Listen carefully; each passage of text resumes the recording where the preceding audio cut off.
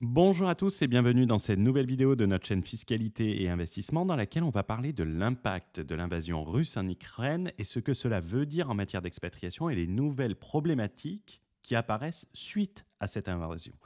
On rappelle également que ce week-end aura lieu un atelier d'expertise en ligne sur la géodiversification, comment aller chercher ce qui se fait de mieux à l'étranger, que ce soit des résidences, que ce soit des banques, que ce soit des impôts et des structures. Tu peux t'inscrire gratuitement, il reste quelques places. Et quoi de mieux que cette intro pour te rappeler que tu dois t'abonner. Si vous voulez, abonnez-vous à ma chaîne, ça se passe par ici. Et si vous pas vouloir, moi faire intervenir directement très bon technicien chez vous pour faire lui-même abonnement pour vous. Très bon SAV. Également, les rappels importants, nous avons lancé récemment une nouvelle newsletter entièrement gratuite, la Multiflag Newsletter. N'hésite pas à t'abonner, tu trouveras de la valeur importante en matière de géodiversification, de montage à l'étranger. Également, la refonte complète du Borderless Entrepreneur qui arrive en V3 avec de nouvelles parties suite à cette invasion en Ukraine. Tu peux également nous rejoindre sur notre communauté Telegram où on vient de franchir la barre des 2000 membres et on vous remercie. Donc, en guise d'introduction pour cette vidéo, depuis une semaine, nous vivons l'invasion de l'Ukraine par la Russie et son impact d'un point de vue économique, mais surtout géopolitique. Cette invasion, elle a créé un environnement d'instabilité, particulièrement en Ukraine, mais également dans des pays limitrophes. Et quoi qu'on dise, l'instabilité, c'est la pire ennemie de l'entrepreneur. C'est la stabilité politique et fiscale qui pousse notamment les multinationales à choisir des pays avec un taux d'imposition élevé, puisqu'il y a une stabilité juridique, qu'une absence d'impôts avec de grosses incertitudes. C'est d'ailleurs pour ça que les sièges sociaux des grosses entreprises se trouvent aux Pays-Bas, au Luxembourg, et qu'ils ne vont pas mettre leur siège social, par exemple, à Dubaï. Au-delà de ça, il y a un besoin de géodiversification qui n'a jamais été aussi important, une mobilité internationale qui est désormais capitale, et je vais prendre des exemples concrets dans cette vidéo pour essayer de te l'expliquer.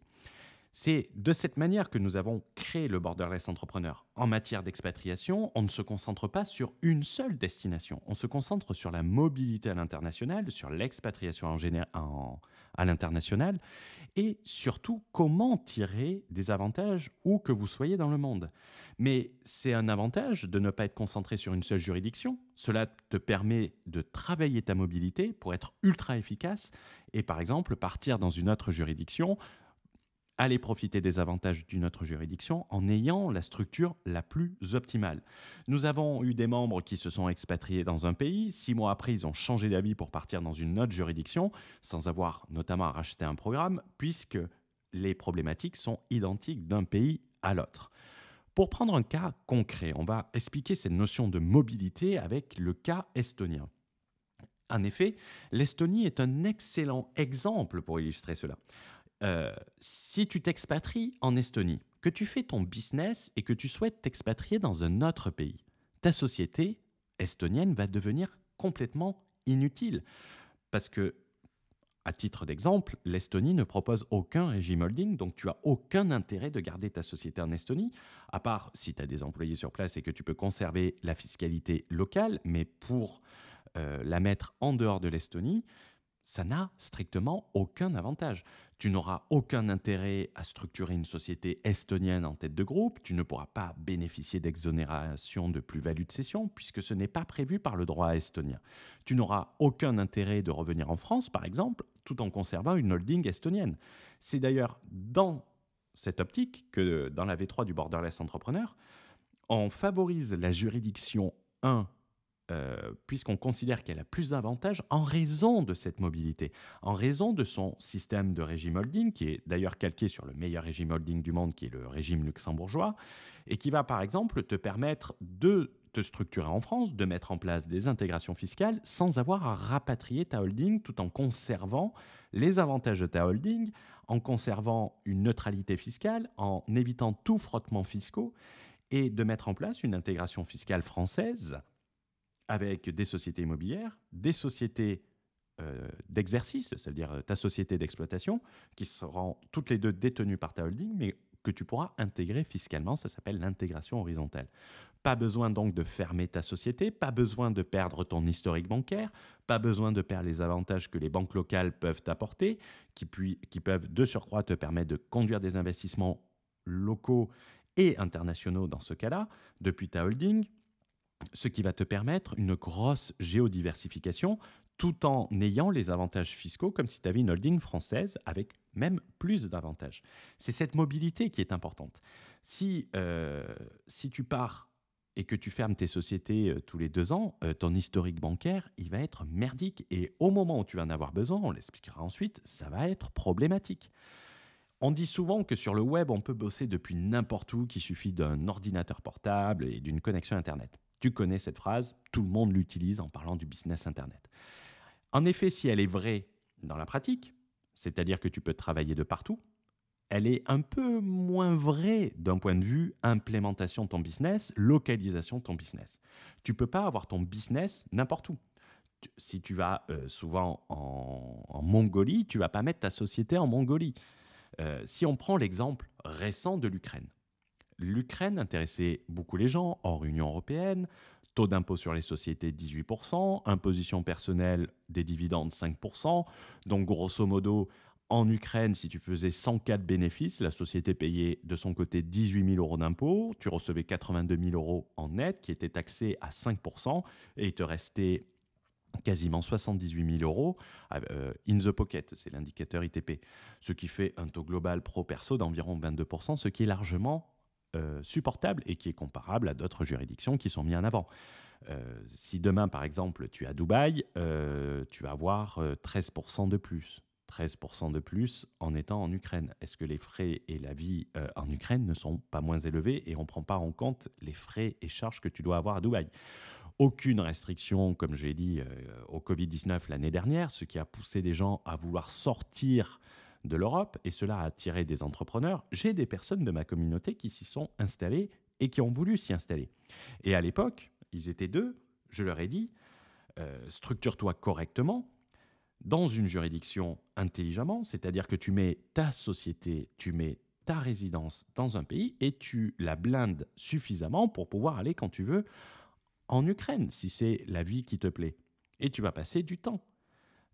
En réalité, une personne a écouté mon conseil et m'a remercié la semaine dernière, et une autre personne n'a pas écouté mon conseil et elle est partie en Ukraine. Autant te dire qu'il a pu se concentrer sur son business ces derniers jours. À mon avis, il a été très productif en termes de business. J'espère qu'il va bien. J'essaie de prendre des nouvelles, mais je n'ai pas de nouvelles. Donc, la question que tu peux te poser et qui est tout à fait légitime, c'est comment obtenir une mobilité optimale. C'est le plus important en réalité. Dans une conférence en ligne que j'avais effectuée au mois d'octobre, début octobre, j'avais parlé de 2 notions. Je ne sais pas si tu avais pu y participer. J'avais parlé de centre opérationnel. Le centre opérationnel, c'est là où ton business, ta société va être structurée. C'est là où tu vas prendre en compte ta mobilité future. Je vous ai parlé de la holding précédemment. Je ferai un exemple vraiment concret dans la conférence de ce week-end. Donc, n'hésite pas à t'inscrire et tu vas voir les avantages que cela procure en faisant en sorte d'avoir une mobilité pour aller là où tu veux. La mobilité pour aller là où tu veux, c'est te dire, oui, j'ai une résidence qui va tenir les conflits de résidence. J'ai tout mis pour faire en sorte que ça tienne. Mais je garde les avantages d'un pays tout en allant passer du temps dans un autre pays.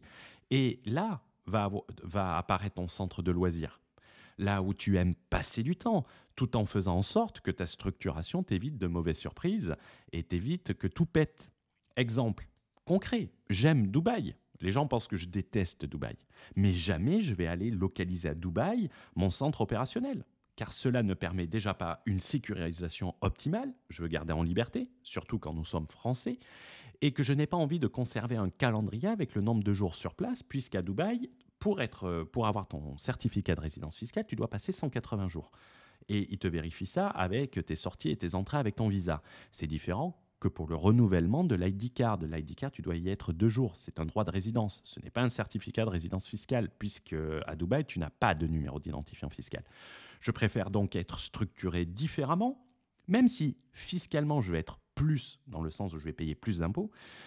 prendre tous les avantages long terme de la juridiction dans laquelle j'ai mon centre opérationnel, c'est-à-dire les capacités de réinvestissement, l'accès au financement perso et professionnel, et aller à Dubaï quand je veux, et même y passer plusieurs mois. Ils ne vont pas me requalifier de résident à Dubaï, puisque on connaît les règles, et ce n'est pas dans leur intérêt, puisque ça ne va pas ça va pas leur faire entrer des recettes fiscales.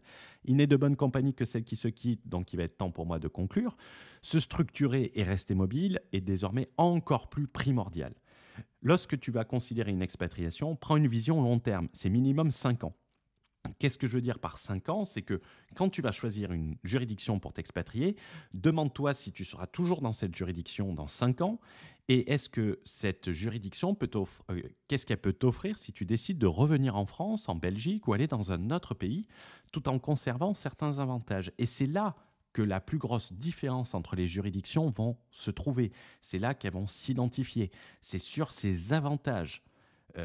J'ai pris le cas de l'Estonie. L'Estonie, si tu restes 5 ans en Estonie, oui, tu vas bénéficier d'avantages. Mais dès que tu vas vouloir sortir de l'Estonie, tes avantages, ils vont être anéantis. Après, si tu as envie de vivre 5 ans en Estonie, oui, ça peut être un choix. Mais pour l'instant, je vois plus des gens qui, au bout de 1 an, veulent partir que des gens qui veulent y rester à long terme. L'Estonie est plus une étape vers l'expatriation. J'ai l'impression aussi qu'il y a des personnes qui regardent cette vidéo et qui partagent cet avis. N'hésitez pas à le mettre dans les commentaires. C'est-à-dire que si tu fermes ta société pour en réouvrir une autre ensuite, tu vas partir de zéro d'un point de vue historique bancaire. Tu perds l'avantage juste énorme et cet avantage, tu vas le regretter quand le moment de te développer, le moment de te diversifier, le moment d'investir va arriver. Je prendrai clairement un exemple concret, comme je l'ai dit dans la conférence ce week-end, qui va justement prendre en compte cette problématique et pourquoi dans la V3, on va recommander cette juridiction par rapport à l'Estonie, même si on laissera l'Estonie, mais pourquoi elle est plus importante d'un point de vue mobilité. C'est-à-dire que si tu veux partir, ben là, tu peux partir sans perdre les avantages et rester mobile. Je te souhaite une bonne journée, je te souhaite une bonne soirée si tu regardes cette vidéo le soir. Sur Internet, je ne peux pas savoir. N'hésite pas à laisser un pouce, n'hésite pas à laisser un commentaire et on se retrouve, je l'espère, ce week-end dans la conférence. Ciao, ciao!